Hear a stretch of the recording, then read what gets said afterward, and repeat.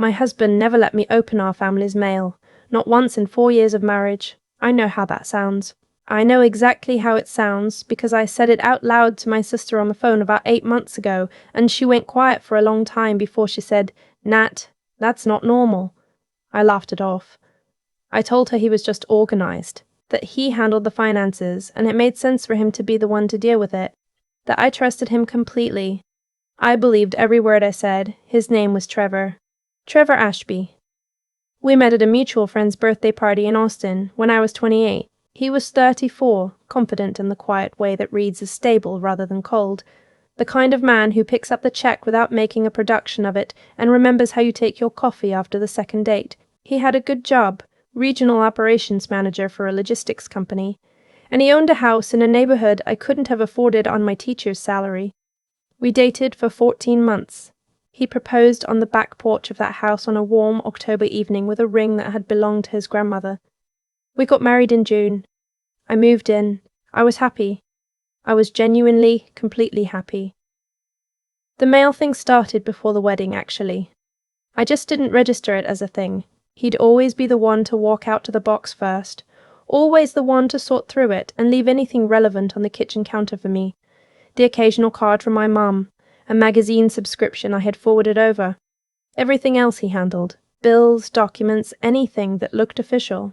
He said I didn't need to stress about it. He said he had a system. I didn't push back. My ex before Trevor had been the opposite, chaotic, irresponsible with money, the kind of person who let utilities lapse and then acted surprised. Trevor's competence felt like a gift after that. It felt like being taken care of. So I let him take care of it. The first time something felt genuinely wrong was a Tuesday afternoon in March, about 3.5 years into our marriage. Trevor was out of town, a work trip to Memphis, 2 nights. I'd come home from school earlier than usual because we had a half day, and I was in a good mood, thinking about starting dinner early for once, maybe opening a bottle of wine. I walked past the mailbox out of habit and stopped. I don't know why I stopped. I had walked past that mailbox 1,000 times without pausing, but something made me turn around, lift the little door, reach inside. There were 6 envelopes, a power bill I recognized, a catalogue, 2 pieces of junk mail, a mortgage statement, and 1 envelope I didn't recognize at all. It was from a law firm in Houston, Lindquist and Farrow, attorneys at law, addressed to Trevor only. I stood there on the front walk for probably 30 seconds just looking at it. Then I put everything back exactly as I'd found it, went inside, and sat down at the kitchen table. I told myself it was nothing, a work matter, some kind of contract thing. Trevor's company dealt with legal documents all the time, but I kept thinking about it all evening. And when I went to bed that night, I lay in the dark thinking about the fact that in 4 years of marriage, I had never once opened a piece of mail in my own house. He got home Thursday evening. He went straight to the mailbox like he always did, like it was a reflex. I watched from the kitchen window. I watched him flip through the envelopes, and I watched him pause on the one from Houston, and I watched him tuck it into the inside pocket of his jacket before he came inside. He kissed me hello. He asked about my day.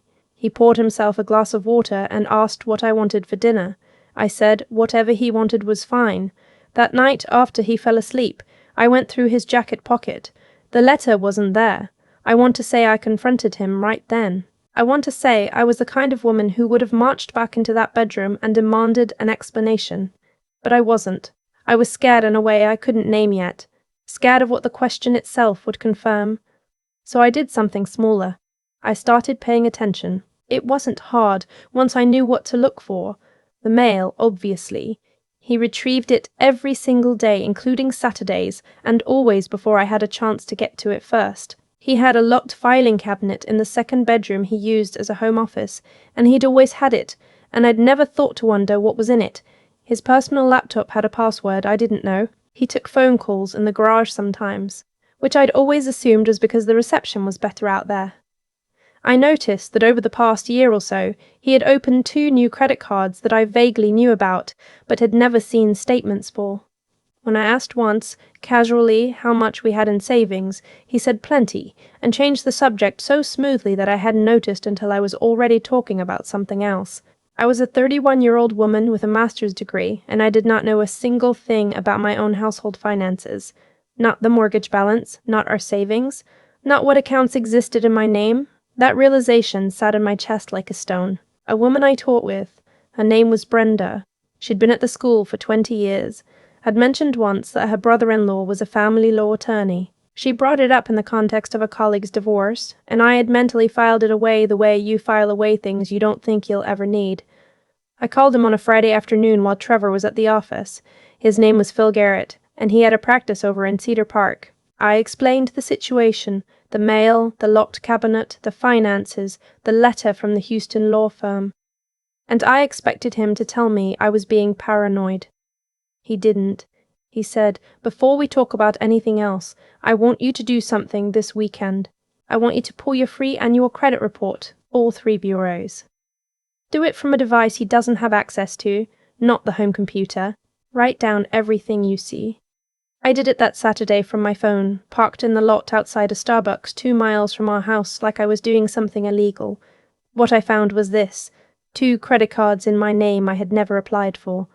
Both opened within the past 18 months, both with balances I will not write down here because even now they make me feel sick, and a mortgage. On a property in Houston, Texas, also in my name. A property I had never heard of. I did not cry in that parking lot. I want to be clear about that because it would make a better story if I had. Instead, I felt something go very cold and very quiet inside me, the way a room goes quiet when someone turns off a piece of machinery you've stopped noticing was running. I called Phil Garrett from the car. He picked up even though it was Saturday. I read him everything off the screen. When I got to the Houston property, exhaled slowly and said, "Okay, Natalie, I need you to listen to me carefully. Don't go home and confront him yet. I know that's the instinct, but I need you to hold off. Can you do that?" I told him I could. "Go home, act normal, and come see me Monday morning. We have work to do before you say a word to him." I drove home. Trevor was in the backyard doing something with the grill. He waved at me through the sliding door. I waved back. I made dinner. I ate by. I made dinner. I ate. I asked about his week. I went to bed beside him and stared at the ceiling until 2 in the morning. Monday morning, I sat across from Phil in his office in Cedar Park, and we laid it all out on the table. The 2 fraudulent credit cards. The Houston property, a house, it turned out, a 3-bedroom in a neighborhood called Meyerland, purchased 4 years ago, 3 months before our wedding. The mortgage was in my name, but I had not signed for it. My signature had been forged. Phil pulls up the property records on his computer and turned the screen toward me. I looked at the address. I looked at the ownership documentation. And then I looked at the secondary name listed as a resident on a utilities account Phil had found through a public records search. Renata Cruz. I had never heard that name in my life. Phil let me sit with it for a moment. Then he said quietly, "Do you want me to keep going?" I said yes. Renata Cruz was 30 years old. She had lived at the Meyerland address for 4 years. There was a child listed in the school enrollment records for the elementary school 2 blocks away. A boy, 6 years old, enrolled under the last name Cruz, but the emergency contact listed was Trevor Ashby, his son. Trevor had a 6-year-old son in Houston that he had been supporting financially, using a house purchased in my name with debt he had taken out in my name without my knowledge or consent. I remember the exact quality of light in Phil's office when he told me this, the way the blinds were half open and there were thin lines of sun across the carpet. I remember thinking completely randomly about the first time Trevor and I had talked about having kids, sitting on that back porch early in our relationship, and him saying he wanted 2, maybe 3, that he thought he'd be a good dad. Maybe he'd been right about that. I don't know. I still don't know what he was to that little boy. What I know is what he was to me. Phil and I spent the next 3 weeks preparing before I said a word to Trevor. During that time I found out more. Lindquist and Farrow, the Houston law firm. Phil tracked down what they handled. Civil disputes and real estate. Renata had apparently consulted them at some point, possibly about the house, possibly about Trevor. We couldn't confirm the details, but the letter he had intercepted and hidden from me was almost certainly connected to her. I also found out, through a forensic accountant Phil brought in to review what documentation I had, that Trevor had been siphoning small amounts from our joint account into a separate account I didn't know about. Not dramatic amounts at any one time. $50 here, $120 there. Over 3 years, it added up to just over $14,000. $14,000 he had moved out of our shared life and into something I wasn't supposed to know existed. Phil advised me to open my own bank account immediately at a different institution and begin directing my paycheck there. I did it on a lunch break, sitting in my car in the school parking lot. The teller at the bank was cheerful and asked if I was saving for something fun. I told her I was just getting organized. I want to tell you about the day I confronted him because it did not go the way I had rehearsed it. Phil had coached me. I knew what to say and what not to say. I had a recording app running on my phone. I had already, the week before, spent an afternoon at the house while Trevor was at work, photographing every document I could find in his filing cabinet. He'd left it unlocked one evening, and I'd memorized the combination when I watched him open it. And I'm not ashamed of that at all. I had his W-2s, showing income significantly higher than what he told me we made. I had a second bank account statement. I had a photograph of a birthday card in his desk drawer, signed Love, Renata and Noah. Noah. The boy's name was Noah. I set everything on the kitchen table on a Saturday morning in April while he was still upstairs. I made coffee. I waited. When he came downstairs and saw the papers on the table, he stopped at the bottom of the stairs and went very still. I said, "Sit down, Trevor. The thing about a man who has been lying successfully for years is that he doesn't panic right away." He assessed. I could see him doing it, eyes moving across the table, calculating what I had and what I might not have. He sat down. He said, "I can explain." I said, "I know you can. I'm not here to listen to explanations. I'm here to tell you that I know about Renata, I know about Noah, I know about the house in Meierland, I know about the credit cards, and I know about the $14,000. The calculation in his eyes shifted into something else, not remorse. Recalibration. He said, "You've been going through my things." I said, "You forged my signature on a mortgage, Trevor." What came out over the following 2 hours was this. Trevor and Renata had been together before me. They had broken up, or he'd told her they were over, around the time he and I started dating. She found out she was pregnant several months after they ended things. He said he tried to do the right thing, that he'd set her up in the Houston house, that he sent money, that he'd been trying to protect both families. I asked him how forging my signature on a mortgage protected my family. He said he hadn't seen another way. He said he planned to tell me. He said he'd been waiting for the right time. I asked him how long he'd been waiting. He didn't answer that. I asked him about the mail, and something crossed his face. A brief, involuntary flash of something that I think might have been embarrassment. He said Renata had sent letters to the house twice. He'd intercepted them. He said the Houston law firm letter was from a mediator Renata had contacted about formalizing a custody arrangement, and that she had used our home address because it was the only one she had for him. So Renata, at least, had not known about me. Not the full picture. That made it slightly more complicated to hate her. I filed for divorce 11 days later. Phil had everything ready. We had documented the fraudulent credit accounts, the forged mortgage signature, the undisclosed financial accounts. Texas is a community property state, which meant the debts he'd taken out in my name during the marriage were legally mine too, but Phil was confident we could argue fraud, and he was right. The credit card accounts were eventually discharged after we demonstrated my signature had been forged on the original applications. The mortgage was messier. It took 8 months and a significant amount of documentation, but ultimately the title was transferred to Renata, which honestly seemed fair. She and Noah had been living there for 4 years. They hadn't done anything wrong. Trevor's attorney tried twice to negotiate settlements that would have let him keep the house in Austin. Phil didn't let that happen. I got the house. Trevor got a court-ordered repayment schedule for the $14,000 and a finding of financial fraud in the divorce decree that he will be explaining to mortgage lenders and employers for the rest of his life. He also got, through a separate proceeding in Harris County, an official custody arrangement with Renata, which meant Noah finally had his father's name on a legal document for the first time. I try not to think too hard about Noah. He's 7 now. He didn't ask for any of this. I want to tell you about something that happened 6 weeks after I filed. I was at school, eating lunch alone in my classroom the way I sometimes do, when I need quiet, and my phone buzzed with a text from a number I didn't recognize.